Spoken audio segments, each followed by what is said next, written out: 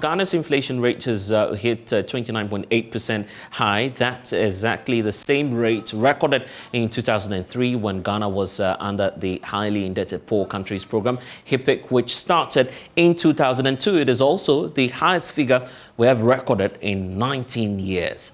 And of course, a member of our research team here at Joy News, Isaac Kofi, joins us in studio to give us a breakdown of the figures. Kindly give us the implications to what we are seeing right now. It appears that way back in 2003, this forced the Kufuor administration to take us into that HIPC program. But we're here and we're returning to IMF. So some similarities, isn't it? Well, fascinating figures. The same figure, exactly the same figure that we recorded in 2003 when we were under the HIPC program, 29.8%. And today, June inflation year on year is also 29.8%. So as you can see on your screens, you can see the cyclical movement right from 2003 to 2022 June. We've had some good news in between. But as it stands now, the inflation rate for Ghana, which is 29.8%, is exactly the same rate that we recorded in 2003 when we were HIPC. But you should know that, Blessed, we had an inflation target of 8% plus or minus 2. And currently we are doing 29.8%, meaning we are deviating about 8 times from what we targeted. And so if you look at the figures, food inflation is somewhere around 30.7%, and non-food inflation is around 29.1%. And for the third time in a row, we are seeing imported inflation being higher, than the local inflation. And so most experts have actually attributed our inflation rate to what's happening in the international front, the Russia-Ukraine tension and other things. But domestic-wise, you can also do a disaggregation, and you see that, things like diesel. Right. Diesel, for instance, has gone up by more than 99.7%. We've seen solid fuel in the form of firewood going up by 83%. Washing soap, we all use washing soap, has also gone up. It's gone up as well. Exactly, 71% since last year, June. And famous of them is the petrol and diesel. Petrol up by 69.4%, and then diesel up by 99.7%, almost 100% okay. there. So for now, if we're pegging the overall inflation rate, that would be at 29.8%, right? Tell us about some differing views and how some experts believe that even that figure which is being put out by the Statistical Service may be a bit defective. Well, we've seen some concerns being raised on that as well. Yeah, because if you look at the disaggregation, you could see that most of the food items like we talk about bread, it's around over 44%. Right. You talk about grapes, has gone up. You talk about oil, they've also gone up. But the headline inflation, which is the 29.8%, people still believe that, we could be doing more than the 29.8%. Some experts say we are doing somewhere around 40%. And that our current inflation rate does not really reflect what's actually going on in our economy. But this is the official figures that we go with, 29.8%. But if you do a disaggregation, you realize that most of the food items, if you do the disaggregation, have inflation rates above, the 29.8% that we spoke about. And then we also did some comparative analysis comparing Ghana to, other African countries. Yeah. So somewhere, let's take Togo, for instance. Currently, their inflation rate is 8%, single digit. And we look at also, let's say somewhere, Egypt, inflation is around 13.2%. Nigeria is 17.71%. So it's not the same story for every country, but we are feeling the impact of it. And looking at how Ghana intends to opt for the austerity measures, there are concerns as to whether or not it will help bring down food inflation or whatever it is that we're seeking to achieve.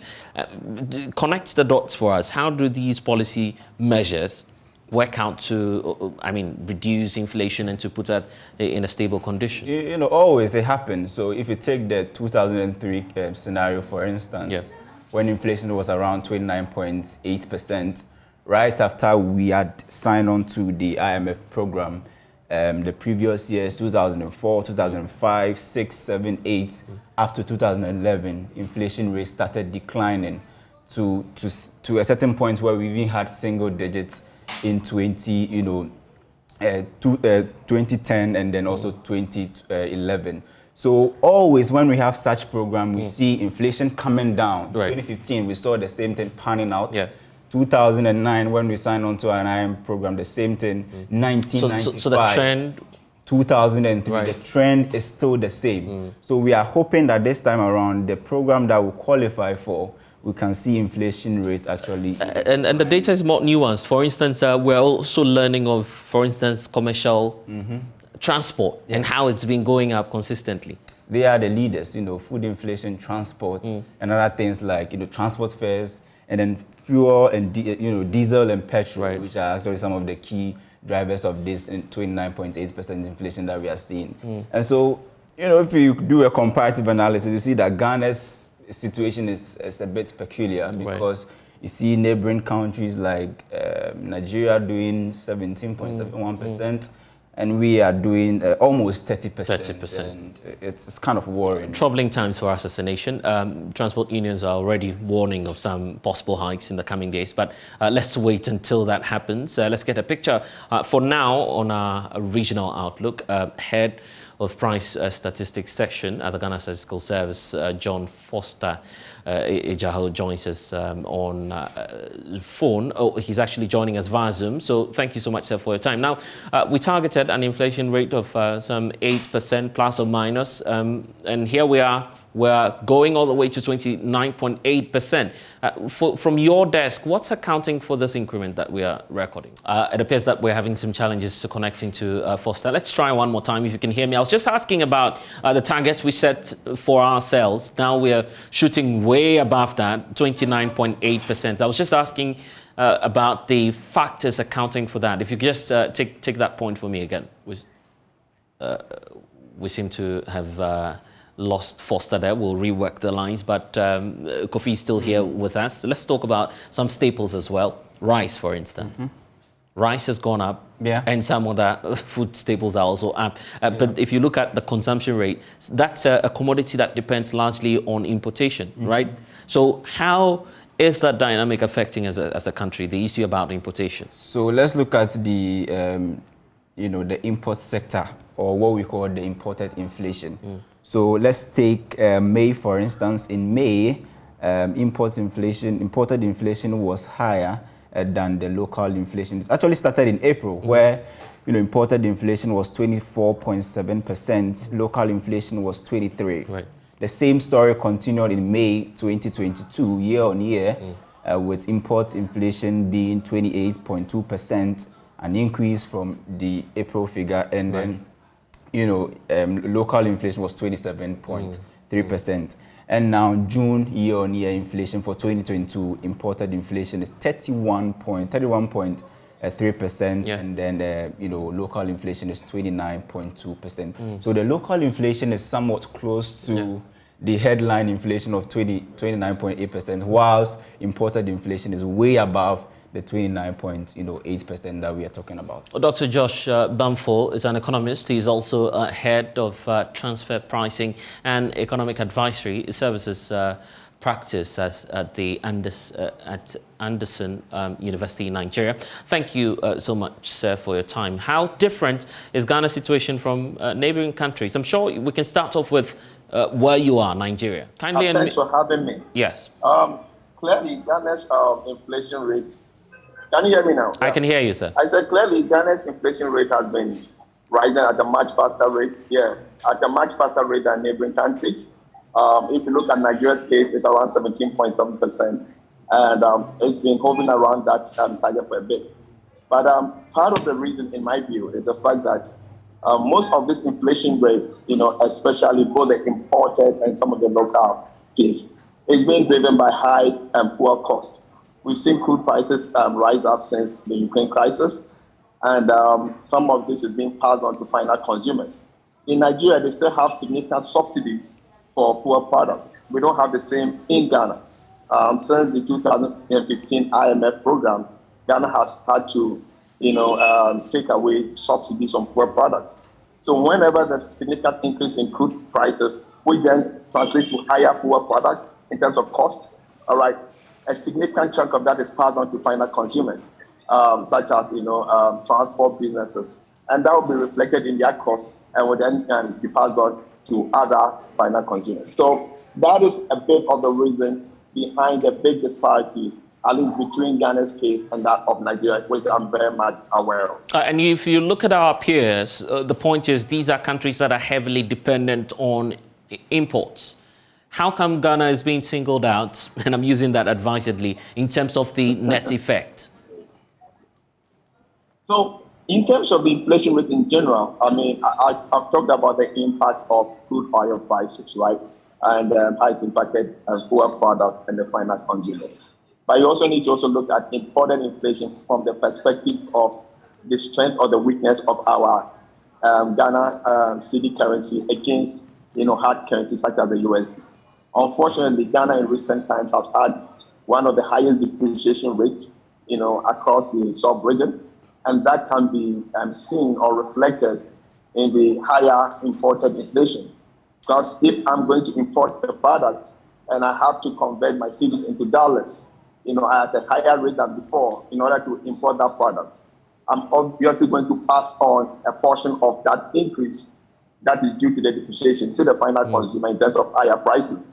And so it's not surprising that imported inflation is higher than the local inflation because of the depreciation of the Ghana cedi in recent times at the relatively fast rate. So that kind of explains a bit of that, in addition to the fact that we don't have subsidies on our poor products, which we used to have before 2015 when we went to the IMF. So I guess this is where we could bring in the perspective on fiscal policy measures. For you, which one works better? Government is opting for some austerity measures with the IMF.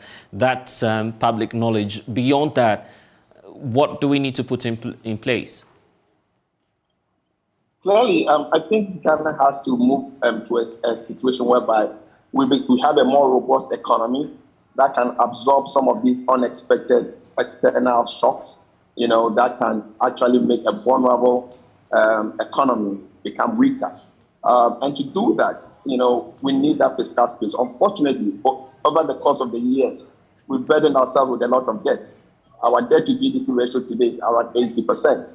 So once you get to that particular threshold, which is significantly high, what happens is that the independent credit rating agencies might or will downgrade your sovereign credit rating, which will make investors a bit more skeptical in holding Ghana foreign bonds, such as Euro bonds.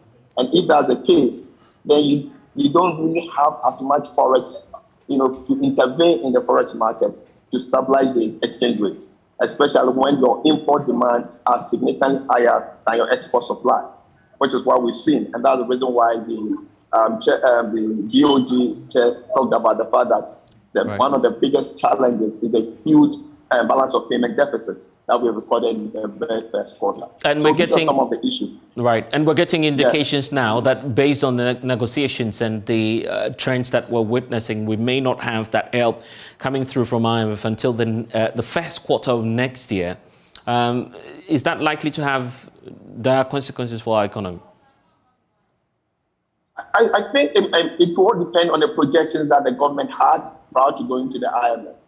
If they waited to the very last minute where they were desperate to have injection of forex or injection of additional funds to get the economy back on track, then it becomes problematic because then your projections are not in line with, the actual timing of when that injection of funds comes in. So that becomes problematic. However, assuming that they use this as some kind of a cautious measure, saying we might run out, at this point. So this is the best time for us to really go in and seek some kind of intervention help. Then it might not have a dire consequence. But what is important is that even by going to the IMF, our credibility would be up a bit. The investment committee knows that help is on the way, and they might be willing to buy Ghana Euro bonds, and that will help inject the much needed forex into the foreign exchange market, and hopefully be able to also have additional funds to support the fact the yield levy did not generate as much revenue that they anticipated to help with the financing of planned expenditures to get the economy moving. And so finally for you, where at what point do you see the figures receding from where we're at an all-time high now, 29.8%? When are we likely to bend the curve and to come back to where's optimum for us? So I think, in fact, this is one area that I've been racking my mind a little bit because we don't have everything under our control. Imported inflation is high. The only way we can kind of minimize imported inflation is to stabilize the forex market. We shouldn't have our currency depreciating at such a fast rate so that, purchases of such products are not charged at the higher prices to final consumers locally. So at least we will be able to control that a little bit as long as we have enough international reserves to intervene into the market, periodically. But the other part, which is the disruptions of global supply chains due to the Ukraine crisis, we really don't have much control over that. Nobody has control over when the Ukraine crisis will be over. So there's an aspect that we don't have control over, which we need to pray that things stabilize globally. But the other aspect that we influence or control by actually intervening, as long as we have enough international reserves in terms of forex to intervene and stabilize the foreign exchange rate depreciation, and therefore reduce or stabilize the import inflation, at least in terms of the things that we have under our control. All right, then. I'm grateful. Thanks, Doc, for your time. Let's speak now to Foster with the Ghana Statistical Service. We're just taking a look at some of your figures right here with my colleague, Isaac Kofi. But from your desk, I was trying to find out what actually is accounting for this level of inflation, 29.8%. That's where we are today. Challenge. As I was trying to explain, we are seeing this from three sources. One from the imported one, which, as Doc rightly ended on, we have no control over. We're also seeing inflation from the domestic level. And these are things that are rightly in our domain. I mean, food prices. And then again, there's a third angle that comes to what we talk about, the human behavior, the human character. And so we are seeing sellers taking advantage of the global crisis, and people are arbitrarily increasing prices of food products. So you could walk into the same market, and for the same product, you have different people selling the same thing at different prices.